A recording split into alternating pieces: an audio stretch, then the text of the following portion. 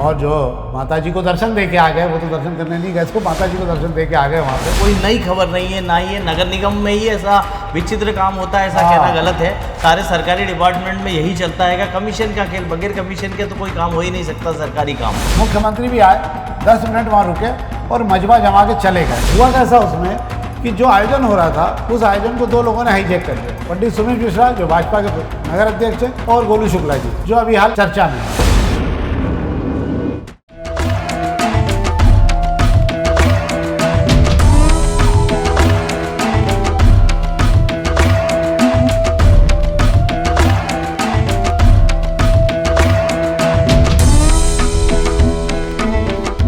नमस्कार। 3 दिन के अवकाश के बाद आज फिर शाम के अखबारों की चर्चा चाय के साथ। सोमवार को तकनीकी कारणों से ये कार्यक्रम नहीं बन पाया, दर्शकों को हुई दिक्कत के कारण हम क्षमा चाहते हैं, पर आज फिर कुछ खबरों के साथ, कुछ चुटीली राजनीति के साथ फिर आपके साथ मौजूद हैं मैं और शेखर जी। हम आज बहुत सारी जानकारी देंगे। खबरें आज थोड़ी ठंडी है, क्योंकि आज थोड़ा 3-4 दिन की छुट्टियों के कारण वैसे ही माहौल ठंडा हो जाता है, तो आज खबरें कम हैं, पर बाकी राजनीति बहुत ज़्यादा है।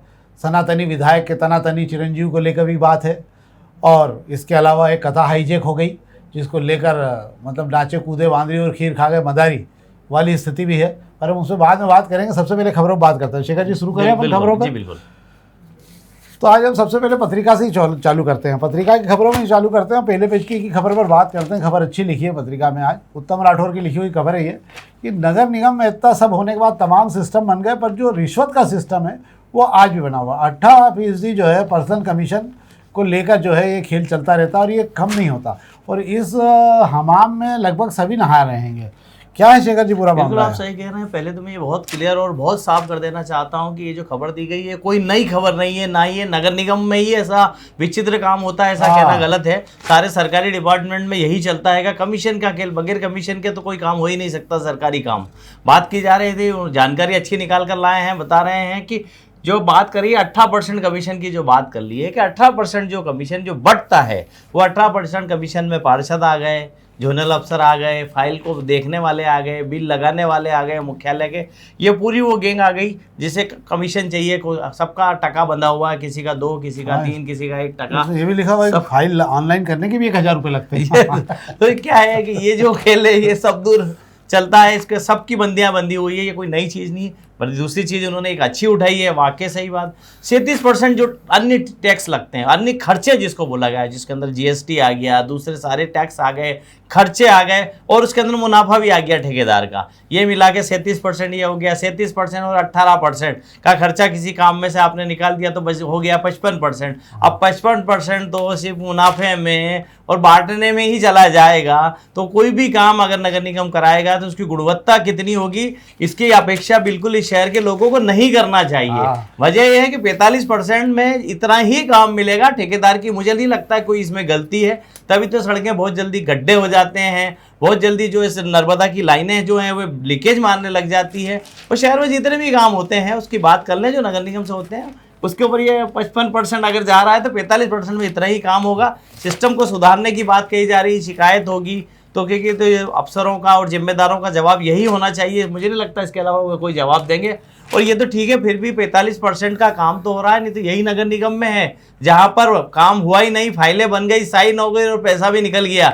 2-4 लोगों को जेल की हवा खिला दी, बाकी लोग मस्ती से आराम से कूलर की और एसी की हवा खा रहे हैं घर में। हाँ बताओ, आप 100% पूरी चला के काम भी नहीं हुआ, पर ये 45% में काम तो कर रहे हैं। नगर निगम के बोरिंग का रेट निकला लो आप, तो जो बोरिंग नगर निगम के जो हो रहे हैं, जैसे बाजार में अगर 60 पैसे में हो रहे हैं तो नगर निगम में 1 रुपये में हो रहा है बोरिंग।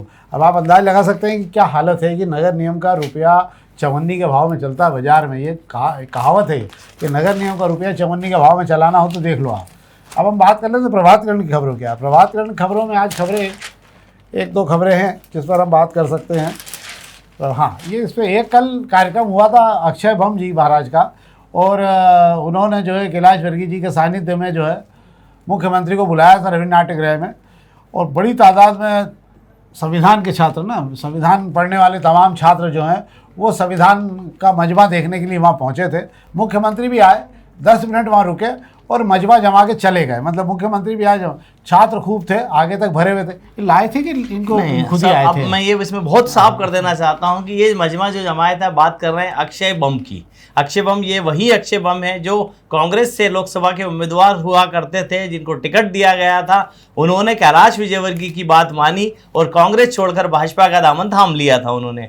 वो काफ़ी किरकिरी हुई थी, काफ़ी दिनों से शांत बैठे हुए थे, अब खुलकर बाहर आ गए हैं। चूंकि कैलाश विजयवर्गीय उन्हें भाजपा में लाए थे, तो बम को आगे बढ़ाने की जिम्मेदारी भी कैलाश विजयवर्गीय ने ली है। मुझे लगता है कि ये कैलाश विजयवर्गीय की एक खूबी है कि वे जिसका हाथ पकड़ते हैं उसको बिल्कुल आगे लेकर जाते हैं। अक्षय बम की आप बात कर रहे हैं, कल अक्षय बम का जो मजमे में भीड़ की बात कर रहे हैं, अक्षय बम के खुद के इंदौर शहर में कॉलेज है जहाँ लॉ से लेकर नर्सिंग से लेकर प्रोफेशनल की पढ़ाई करने वाले स्टूडेंट्स हैं। उन सारे स्टूडेंट्स को लाके उन्होंने पूरा रविन्द्रनाथ टिगरा को भर दिया। हालात यह हो गए कि कुर्सियां कम पड़ गई थी।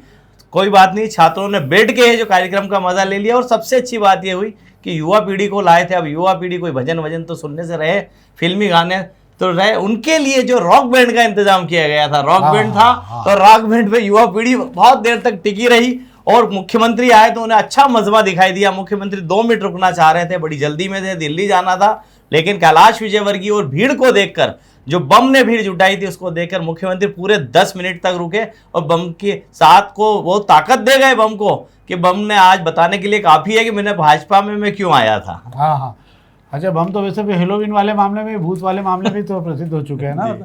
चलिए ठीक है, अच्छा है, कार्यक्रम हो गया। संविधान समझने वाले संविधान समझ लेंगे, जिनको नहीं समझना उनकी लीला हो जाने।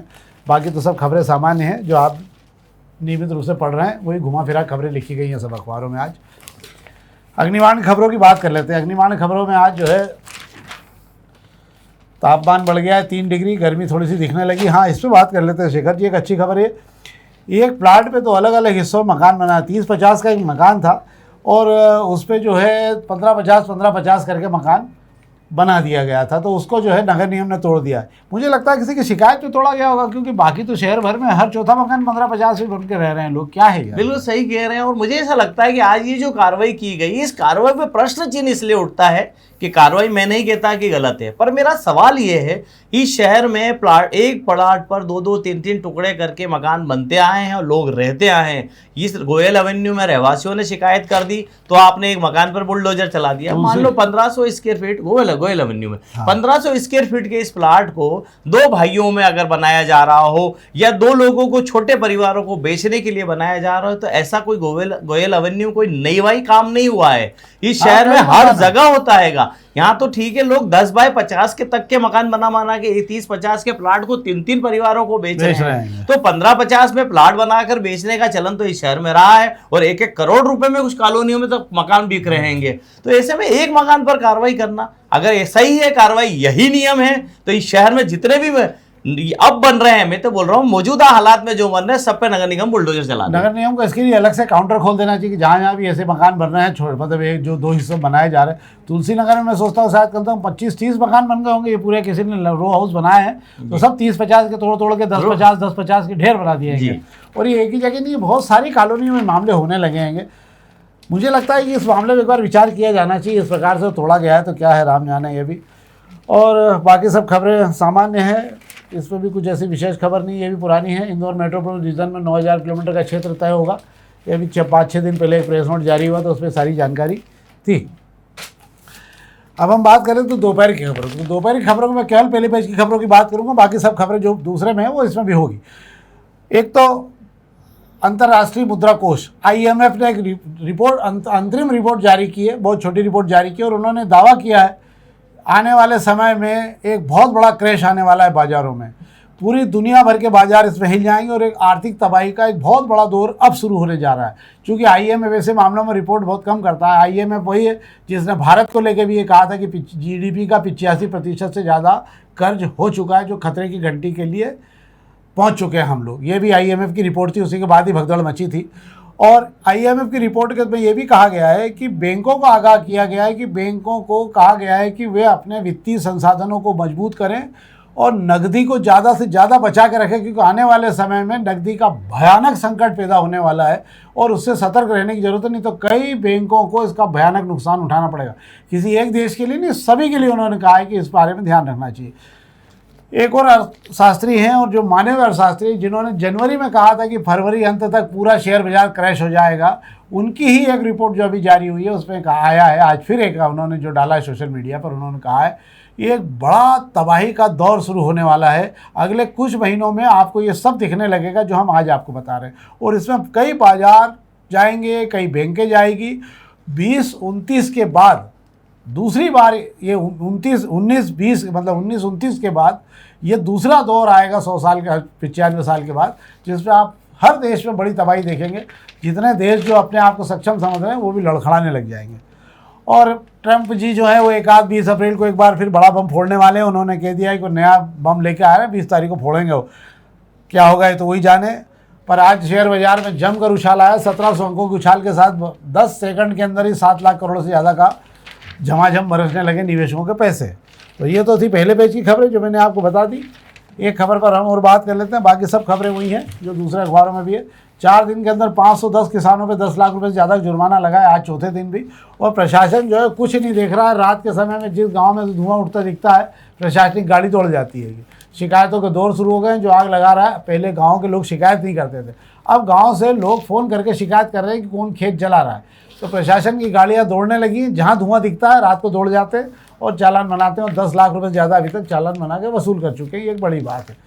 तो क्या है शेखर जी इसमें आगे? सही कह रहे हैं, पराली को बिल्कुल नहीं जलाना चाहिए। पराली को से जो आबोहवा खराब हो रही है, इंदौर को रहने लायक बनाना है तो पराली को जलाने पे रोक लगाने पे। कुछ किसान ऐसे भी मैंने देखे हैं जो इस पराली को जलाने की बजाय एक नई मशीन आई है, उस मशीन से रोटेट करते हैं। हाँ। ताकि वो जमीन से लेकर वो जो खापे जो होते हैं उसको चूर के उसको इस तरीके से छांट के बाहर कर देती है, ताकि वहां आपकी मिट्टी सही साट हो जाती है और जो बची हुई चीजें रहती है उसकी आपकी उर्वरकता भी बनी रहती है। मुझे लगता है इसके लिए शासन को भी कोई एक प्रयास करके देखना चाहिए कि पराली जो नीचे की बची उसको कैसे क्या खरीदी जा सकती है।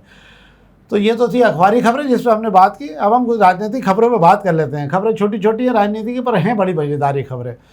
आनंद नगर के अंदर एक कथा हो रही है, अग्रवाल संगठन द्वारा कराई जा रही है। अग्रवाल संगठन ने बड़े दिनों बाद जो है उत्तम स्वामी जी के कथा का आयोजन की तैयारी की और वहाँ पर अग्रवाल नगर में एक कार्यक्रम हुआ। पर जो अग्रवाल संगठन के बड़े लोग हैं जो इस पूरे आयोजन के पीछे थे, उनकी एक शिकायत थी। उन्होंने एक दर्द व्यक्त किया। उन्होंने कहा कि भैया सारा पैसा हमारा लगा, सारी तैयारी हमारी थी, हमने ही उत्तम स्वामी जी को लाए, हम ही सब करते रहे। मतलब सार ये था कि नाचे कूदे बांदरी और खीर खा गए मदारी। हुआ कैसा उसमें कि जो आयोजन हो रहा था उस आयोजन को 2 लोगों ने हाईजैक कर लिया। पंडित सुमित मिश्रा जो भाजपा के नगर अध्यक्ष हैं और गोलू शुक्ला जी जो अभी हाल चर्चा में हैं। तो उन्होंने इस पूरे आयोजन को हाईजैक कर लिया और इस पूरे आयोजन में कहीं अग्रवाल समाज के लोगों के फ़ोटो नहीं है, पर उन्होंने अपने 2 फोटो लगा के उन्होंने इसका जो पुण्य है वो सब समेट लिया अपने पास में। और पुण्य जो है अपने समेटने के साथ भी उनके पास कुछ बचा नहीं है, वो केवल कथा ही देख रहे हो, कथा सुन रहे हैं। क्या शेखर जी? बिल्कुल आप सही कह रहे हैं। समाज की बात हो, संगठन की बात हो या गली मोहल्ले की बात हो, अगर वहाँ कोई सामूहिक आयोजन अगर होने जा रहा है तो वहाँ पे नेता प्रवृत्ति के जो लोग पाए जाते हैं, वे नेता प्रवृत्ति के लोग मौके भुनाने में कहीं भी चूकते नहीं हैं। यहाँ भी वही हो रहा है जैसा आप कह रहे हैं। नेता प्रवृत्ति के लोगों ने होर्डिंग, पोस्टर, विज्ञापन लगा दिए अपनी जेब से खर्च करके और ये जचा दिया कि ये हम ही करा रहे हैं और वही लूट लिए। हाँ, बाकी जो लाखों रुपए का खर्च था वो भी विज्ञापनों का उन्हीं के जेब से निकल गया, चला गया। मतलब कुल मिला के कहा जाए तो कथा हाईजैक हो गई।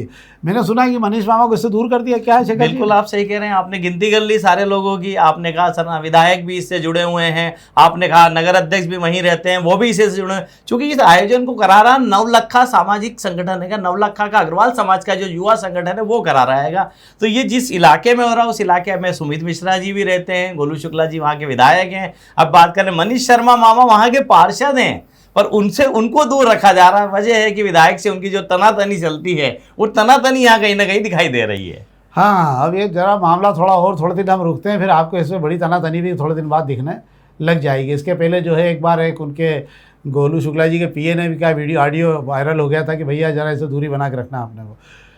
तो ये तो था पहला मामला। दूसरे मामले भी बात कर लेते हैं कि आज जो चर्चा में सबसे ज़्यादा कि सनातनी विधायक जो हैं हमारे गोलू शुक्ला जी, उनके जो धनातनी चिरंजीव हैं, जो अभी हाल रुद्राक्ष जो देवास में अभी हाल देर रात जो है माता जी का दरवाजा खुलवा के और जो माता जी को दर्शन दे के आ गए, वो तो दर्शन करने नहीं गए, तो माता जी को दर्शन दे के आ गए वहाँ पे, और वो कोहराम मचा हुआ है।